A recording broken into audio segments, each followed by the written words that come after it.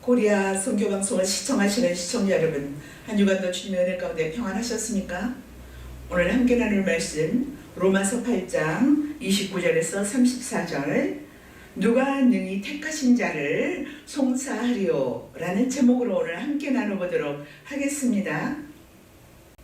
말씀 봉독해 드리겠습니다.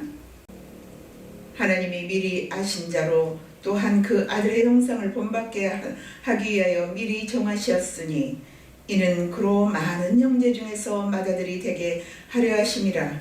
또 미리 정하신 그들을 또한 부르시고 부르신 그들을 또한 의롭다 하시고 의롭다 하신 그들을 또한 영화롭게 하셨느니라. 그런즉 이 일에 대하여 우리가 무슨 말을 하리요? 만일 하나님이 우리를 위하여 누가 우리를 대적하리요? 자기 아들을 아끼지 아니하시고 우리 모든 사람에 위하여 내어주신 이가 어찌 그 아들과 함께 모든 것을 우리에게 은사로 주지 아니하시겠느냐? 누가 능히 하나님의 택하신 자들을 송사하려? 의롭다 하신 이는 하나님이시니 누가 정죄하려? 죽으실 뿐 아니라 다시 살아나신 이는 그리스도 예수시니 그는 하나님 우리 편에 계신 자요 우리를 위하여 간구하시는 자시니라. 아멘. 오늘 본문 말씀을 보면 하나님께서 성도를 구원한 목적을 말해주고 있습니다. 그 아들의 형상을 본받게 하자고 함이라고 말씀합니다. 한마디로 예수 안에서 하나님의 아들을 만들겠다는 말씀이지요. 그런데 아들의 형상을 본받는 자들은 미리 정하셨다고 말씀하고 있습니다. 미리 정하셨다 하면 미리 결정이 되었다는 말씀이죠. 누가 결정을 하셨나요? 하나님께서 일방적으로 하셨습니다. 우리는 창세전에 이러한 하나님의 미리 정하심을 입은 자로서 이 세상에 보내심을 입었습니다. 성도에게는 이러한 말씀이 너무나도 감사하게 들리겠죠? 그래서 창세전 언약이 복음인 것입니다. 구원에 있어서는 우리가 끼어들 자리가 없습니다. 하나님께서 틈을 주지 않죠. 본문에 하나님께서 미리 정하신 자를 부르시고 부르신 그들을 의롭다 하고 또 의롭다 하신 자들을 영화롭게 하셨다고 하지요. 이러한 일을 계획하시고 행하시는 주체가 바로 하나님이십니다. 이러한 일을 창세전에 우리가 만들어지기 전에 하셨습니다. 그래서 성경은 구원은 선물로 주시는 것이지 우리의 노력으로 따내는 것이 아니라고 말씀합니다. 왜냐하면 하나님께서 구원받은 자들을 미리 정하셔 놓기 때문입니다. 미리 정하신 자들을 부르시고 부르신 그들을 의롭다 하시고 의롭다 하신 그들을 영화롭게 해주시겠다고 하셨기 때문입니다. 하나님 말씀을 한 말씀 한 말씀 잘 음미해 보세요. 큰 은혜가 됩니다. 감동이 오고요. 미리 정하셨다고 하잖아요. 누가 미리 정했습니까? 하나님입니다. 그리고 부르신다고 합니다. 누가 부르셨나요?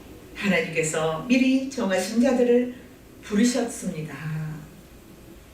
그리고 의롭다고 하신답니다. 누구에게 말입니까? 하나님께서 부름을 받은 자들이죠. 의롭다 하신다는 말은 실제로는 의롭지 않은데 하나님께서 의롭게 여겨주시는 것을 말씀합니다.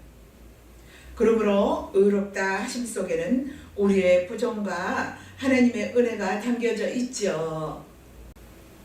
죄인을 의롭다 하여 주신 것이니까 공혈이 담겨져 있는 것입니다. 여기서 의롭다 하는 것을 의를 입었다는 뜻입니다. 우리는 의로운 자가 아니고 의를 입어서 의롭다 여김을 받은 자들이지요. 누구의 의를 입었나요? 예수님의 의를 입었지요. 사도 바울은 이런 것을 예수 그리스도로 옷 입었다고 말씀하였습니다. 하나님께서 예수님의 의를 누구에게 입혀 주었냐면 창세전에 어린 양의 생명책에 농명된 자들에게만 입혀 주었습니다. 세상에는 예수님의 의를 입은 자와 입지 못할 두 분류의 인간들이 있습니다. 생명책에 농명된 자들은 농명한 사람은 한 사람도 빠뜨리지 않고 다 찾아내십니다. 그것은 하나님께서 하실 일이기 때문이지요. 그래서 성도의 구원을 예수님이 목자와 양으로 비유하면서 목자가 자기 양들의 이름을 부른다고 하셨던 것입니다. 양들은 목자의 음성을 알아듣기 때문이지요. 그래서 창세전에 미리 정하신 자들은 죄와 사망 가운데서 반드시 불러내시고 이렇게 불러낸 자들을 의의 옷으로 입혀주어서 영화롭게 해주신다고 합니다. 미리 정하시고 부르시고 의롭다 하시고 영화롭게 하시는 과정 속에는 우리가 한 것은 단 하나도 없습니다. 하나님께서 죄인을 간섭하여서 의인으로 만들어 가는 것이죠. 우리의 구원 속에는 전부 하나님의 공로만 담겨져 있는 것입니다. 하나님께서 우리에게 제할 것은 제하여 주시고 새길 것은 새겨 넣어 주십니다. 하나님께서 보시기에 좋도록 말입니다. 부족한 우리를 의롭다고 여겨주셨습니다. 의롭다고 여겨주신 자들을 영화롭게 해주겠다고 말씀합니다.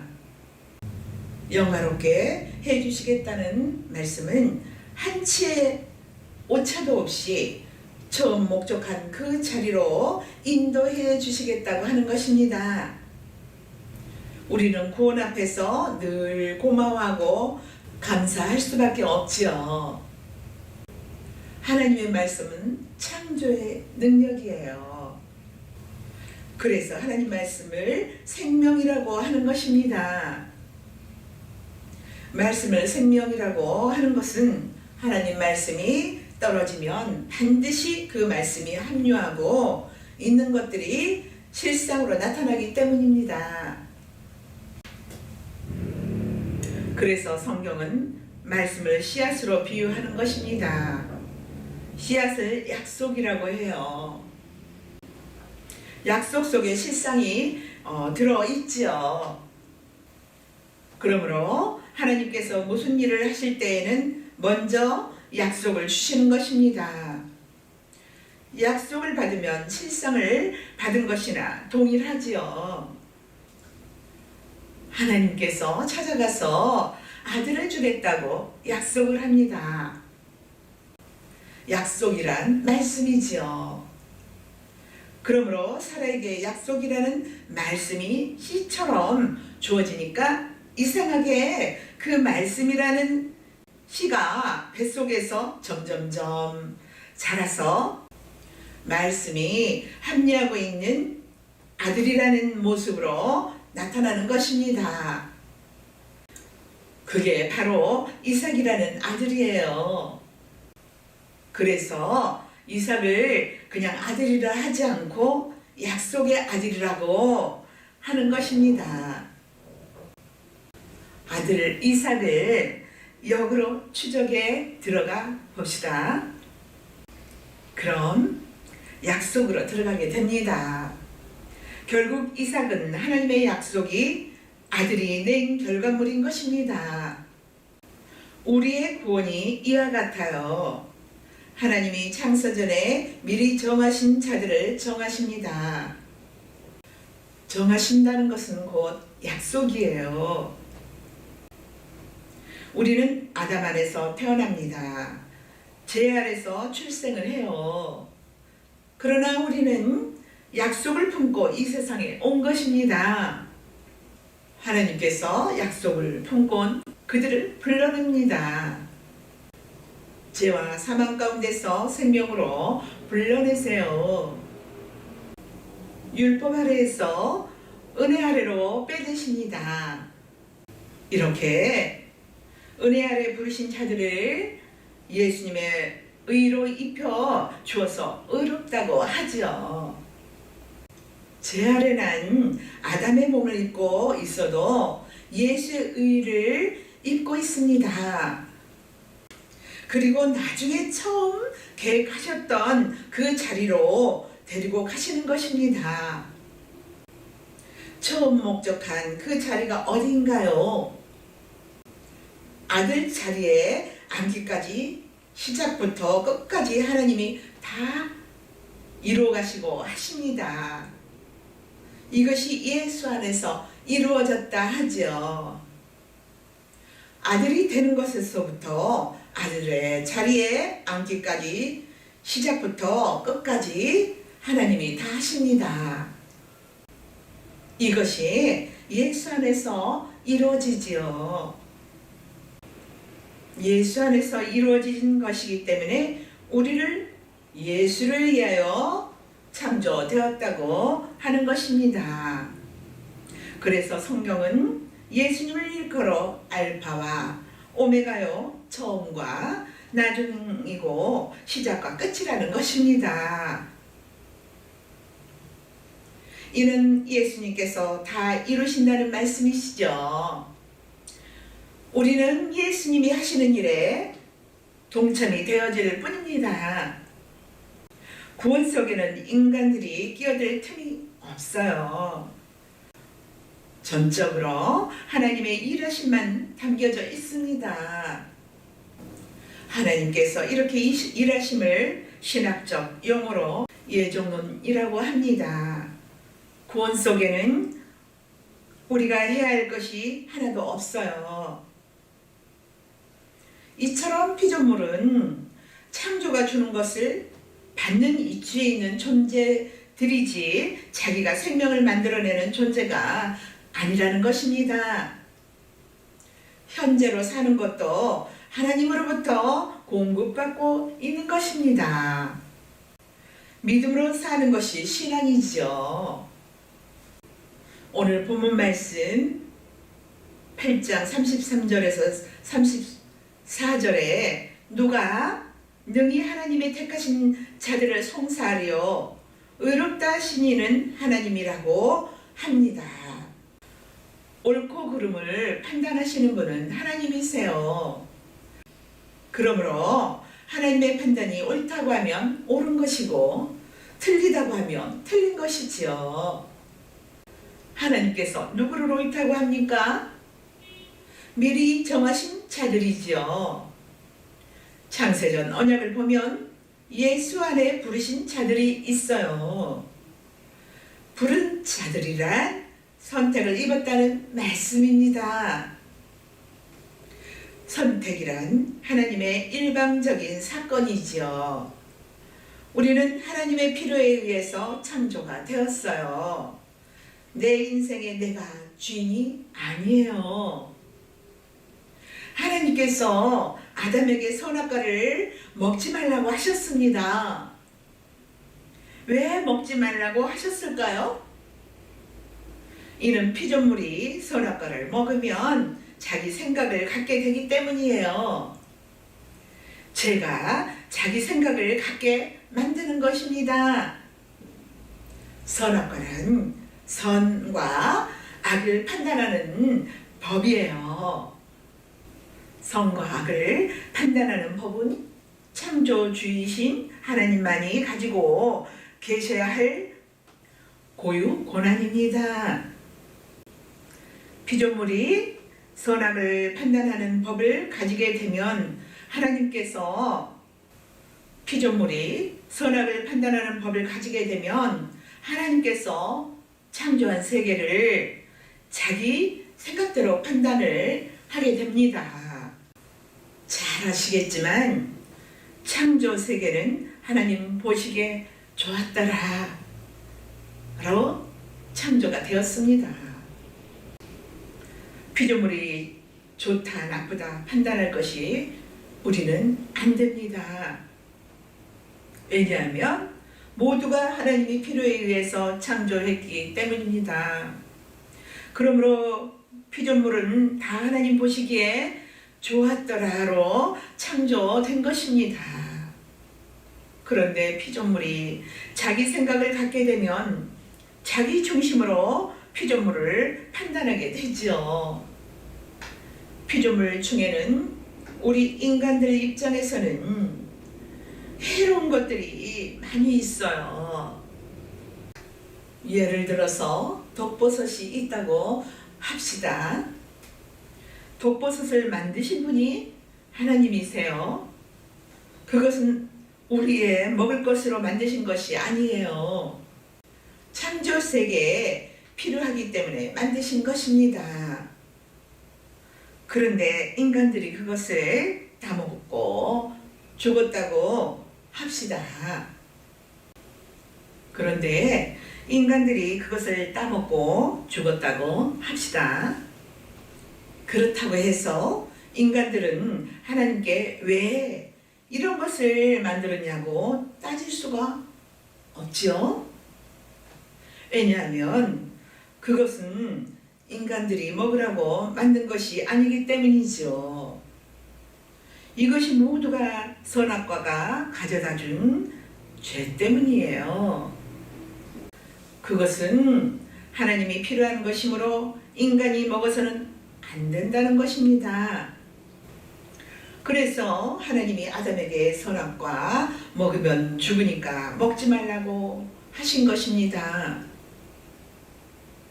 선악과를 먹지 말라고 한 것은 그 속에 법이 있어서 판단하는 것이 들어있기 때문이에요. 선악과 사상이 신앙으로 나타내면 자기의 의를 붙잡는 그러한 것으로 나타나지요. 자기가 행한 것은 선으로 여기게 판단한단 말입니다. 하나님은 바리새인에게 율법을 지키라고 준 것이 아니에요. 율법으로 인간의 죄를 고발하려고 주었어요. 하나님께서 예수님을 보내셔서 그게 아니라고 일러주십니다. 사람은 자기 안에 법이 있으면 법으로 살고 은혜가 있으면 은혜로 살죠. 사람은 자기 안에 법이 있으면 법으로 살고 은혜가 있으면 은혜로 살게 되겠죠. 아담이 선악과를 먹기 전에는 발가벗음이 수치로 보이지 않았어요. 그런데 선악과를 먹고 난 후에는 하나님께서 자신들의 발가벗음을 수치로 본다고 생각을 하기 시작이 되었습니다. 그래서 무화과 나무 잎사귀로 치마를 만들어서 가리는 일을 하는 것입니다. 이것은 어디까지나 자기들의 생각이에요. 하나님은 발가벗음을 수치로 여기지 않았어요. 죄란 하나님이 하신 일에 인간의 선을 섞어서 본질을 훼손시키는 것입니다. 마귀는 항상 하나님이 하신 일에 인간의 것을 섞으라고 미혹을 하죠. 하나님께서 선악과를 먹지 말라고 한 것은 그것을 먹으면 하나님과 다른 눈을 갖게 되어 다른 생각을 하기 때문입니다. 그러면 함께 살 수가 없게 되어 아담을 하나님의 색에서 추방을 한 것입니다. 아담은 에덴 동산 바깥에서 자기 방식으로 왕노를 하면서 자기들의 선악법을 가지고 하나님의 일하심을 훼손시키는 방식으로 살고 있는 것입니다. 이런 아담 세상에 하나님께서 자기 백성들을 구원하는 일을 하고 계십니다. 이것이 바로 십자가 사건이죠. 유대인들은 예수님을 십자가에 죽인 것은 자기들 방식으로 하나님을 섬김이 있었죠. 하나님은 이러한 것을 죄라고 합니다. 하나님 앞에 죄란 자기 생각으로 판단하고 하나님의 말씀을 고개하는 것으로 나타났어요. 유대인들은 이러한 해석법으로 예수님을 십자가에 죽인 것입니다. 성경을 성령의 감동으로 기록된 것은 성경 해석을 아담 해석과 다르게 성령께서 해주시는 것입니다. 예수는 하나님께 믿음을 선물로 받은 자들만이 믿어지고 행위를 붙잡지 않고 하나님의 은혜로 우리가 하나님의 자녀가 된 것에 감사하게 되는 것입니다. 성령님께서 우리 안에서 마귀의 송사에 넘어지지 않도록 도우신다는 것이지요. 누가 너를 송사하고 정죄하더라도 예수 그리스도의 피로 넉넉히 담대하게 주신 믿음으로 찬양하며 감사하며 승리하시기 바랍니다. 감사합니다.